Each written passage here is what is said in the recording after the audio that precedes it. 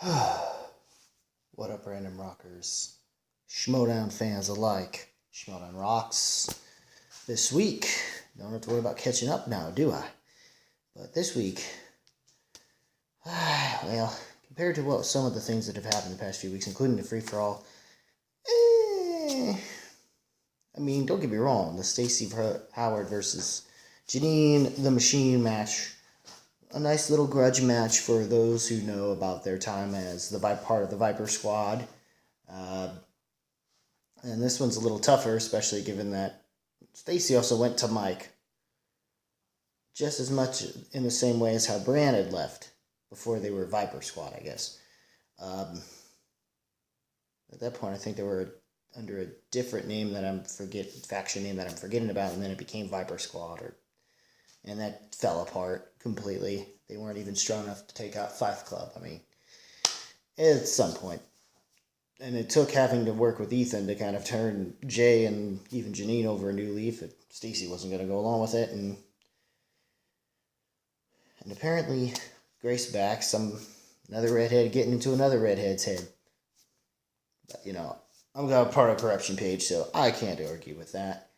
But yeah, at this point, I think Jeannine is much of a far fresher competitor. And yeah, I'm starting with this before I even talk about the Inky&The Brain match, which I'll hold off. We'll get back to the Jeannine the Machine match. We may as well talk the Inky&The Brain match briefly. Inky&The Brain and Movie Guys. Movie Guys kind of made their debut. It was kind of hit and miss, and by that I mean, well, miss first, given the first guy that came in, and then more of a hit because that guy, at least I guess, lasted another round. Though I wish he kind of didn't, given that he was in the same one with Smets. And I really would have preferred Smets to still stick it out and that other guy to go.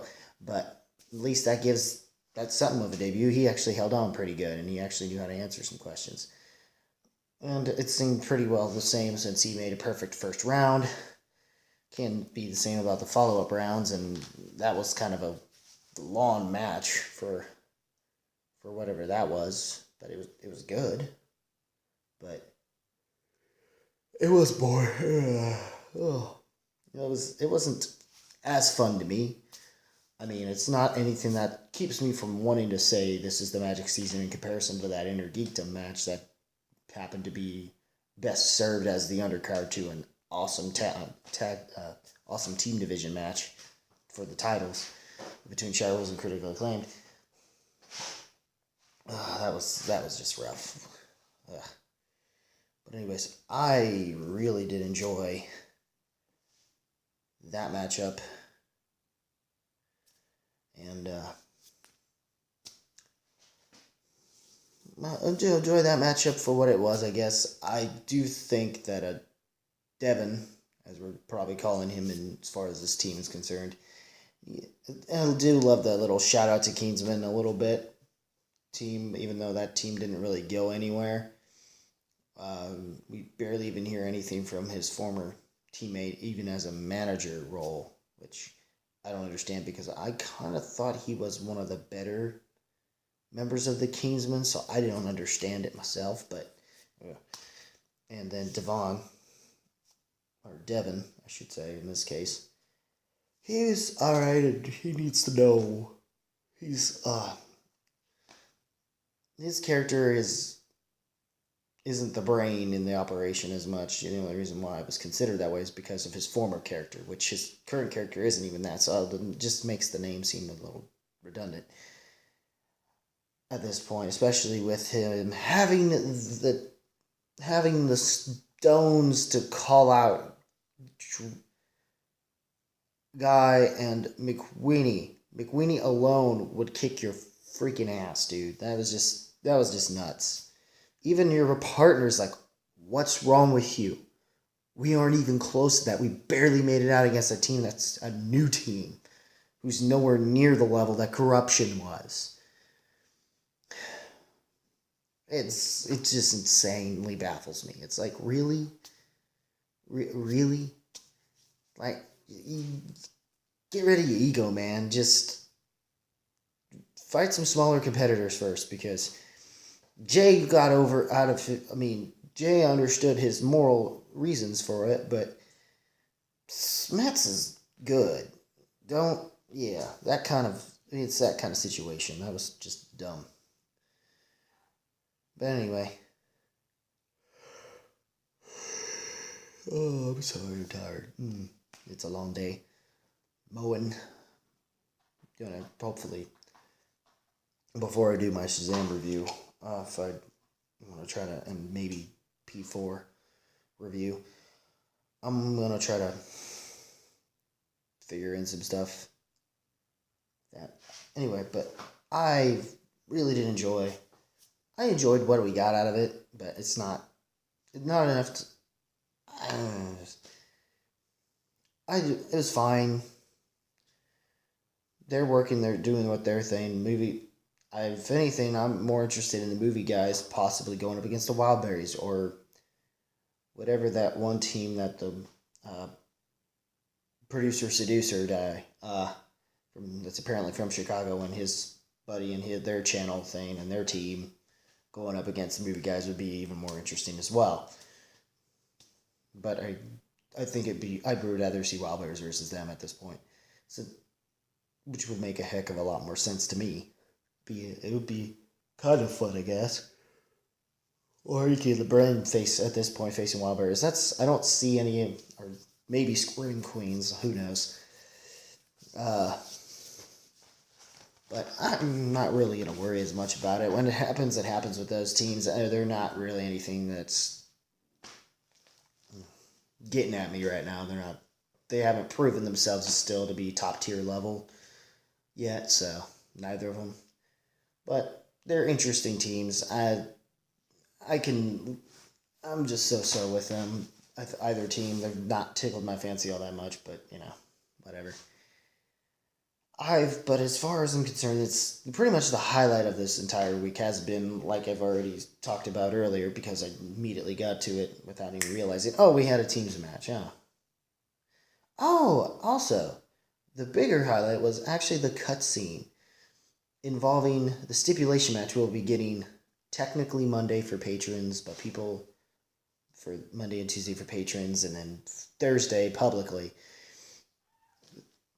is the match that we're going to be getting for stipulation between the fate of who will be partners with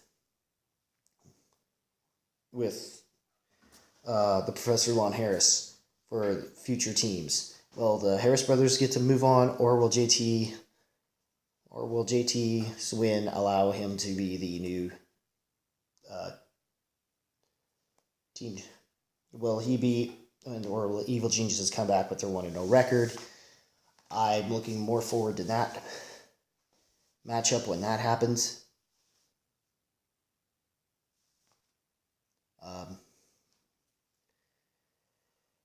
Definitely for sure. And that's considered a singles match, but technically involves teams, so I understand, because usually it's teams and Inner Geekdom that are going to be patrons. Usually go through patrons instead, but this one's a totally different story. So, because it's a stipulation, I guess when it comes to stipulation matches, it's different.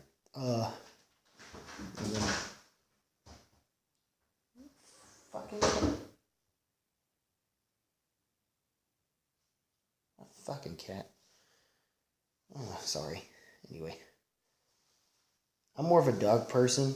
I like cats when they don't try to, stir up crap. And it looks like this cat's doing that. I'm going to handle him after I'm done with this. Her, actually. But, anyway.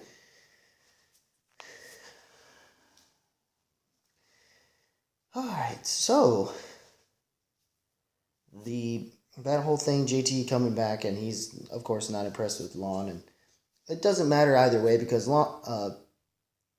with Jonathan Harris, their time with the Harris brothers, it was kind of a really rough defeat, because they lost in the semifinals to Who's the Boss. They were merely lucky to have unpredictability for a brief period of time on their side, and luck on their side when it came to dealing with Odd Couple and Take the Cannoli, which I still wish was a team, but You can dream. Maybe, who knows? You can, maybe if I'm lucky, I'll get an exhibition out of it. But I'm really enjoying the I really want to see it. I wouldn't mind seeing Evil Geniuses come back, because that's the part of the reason why the whole Harris Brothers thing kind of made me mad a little bit, because, that team moved forward in the tournament and they didn't defeat the Wild Bears. Evil Geniuses did. I might have been acceptive of it if they did move forward. I didn't want them to originally, but then by doing that, it would have screwed everything up and caused the most anarchy out of it all, because some of these other teams that they were up against probably could have become considerably better teams and would have moved forward, because I would have preferred it with the McWeeny but we have the McWeeny guy, and we have the family now, and that's fine, but it's so-so, and honestly, I think we're all just waiting for the family versus who's the boss at this point. So, and I'm really cannot wait to see where that goes. With that, so right now, the whole current thing with JT and that Harris Brothers, I'm wanting to see how that pans out. Maybe there's a possibility that she could be Stacy's new partner, but I'm thinking it could be Jen Kemp. It could be someone most people know, but it also could possibly be more so be someone that maybe just he knows for sure. We need to go off of the fact that Chance is like, whoa. So it has to be a competitor that even he knows is going to, that we maybe either we all know or he at least knows. So you got to figure that in. And it's going to shake things up. Whoever the competitor is, and it's gonna be even crazier if it is even crazier to the extent where Brienne winds up as a part of it. Then this is gonna be insane for sure. Unless it's a different female competitor of some sort, then I don't know. Who knows with that? But overall, it could shake things up.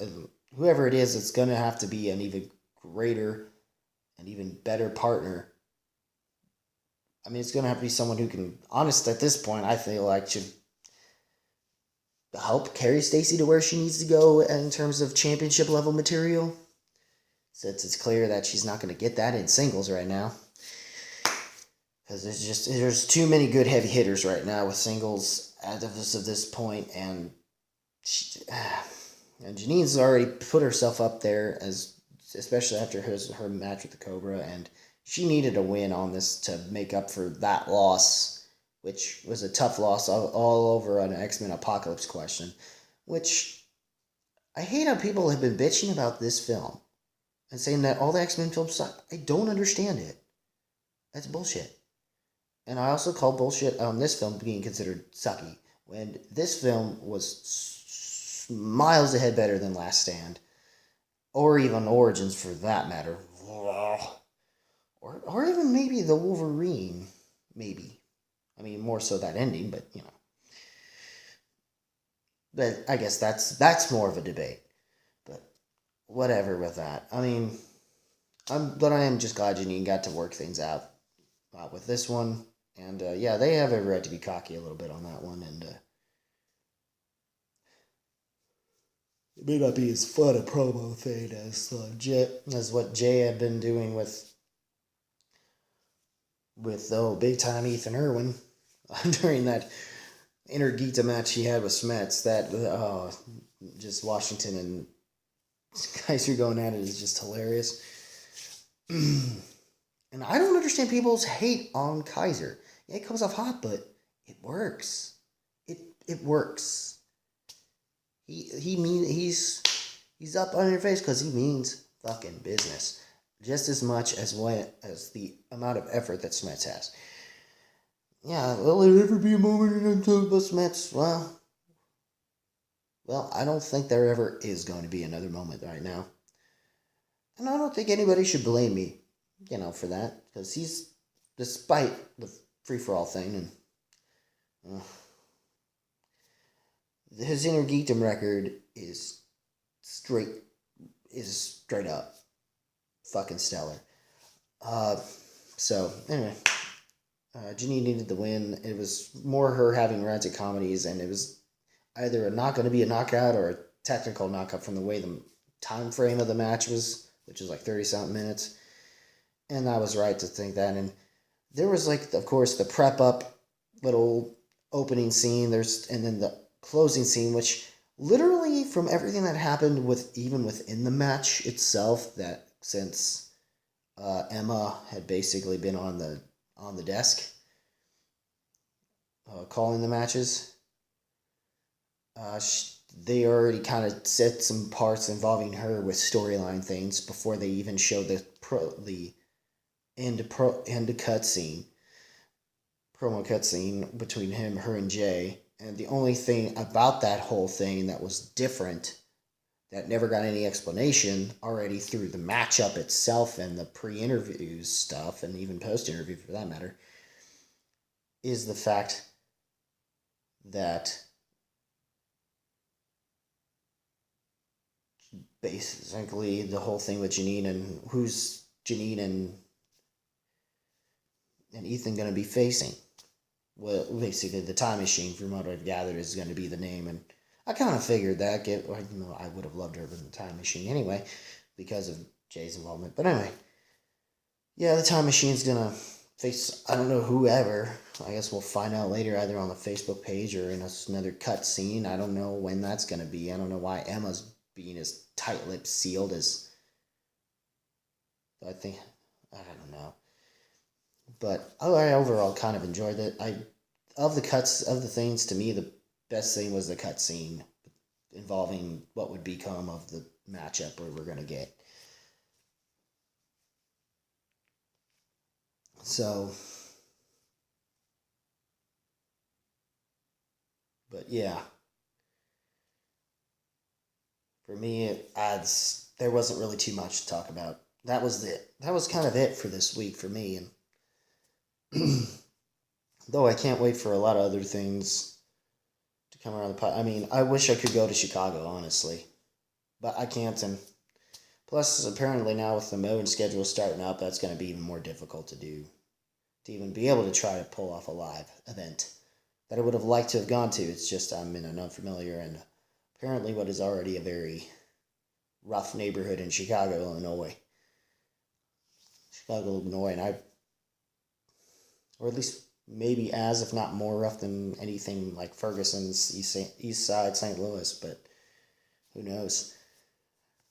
For me, at least. But yeah, I'd love to have gone to Chicago and met some of y'all, some other Schmoedown fans out there, since I don't really have too many of that to talk to in a small town like St. Genevieve, and I just recently had gotten a buddy that I was hoping to bring with me to go to the free-for-all. To go to Chicago. I showed him the free-for-all is what I meant to say.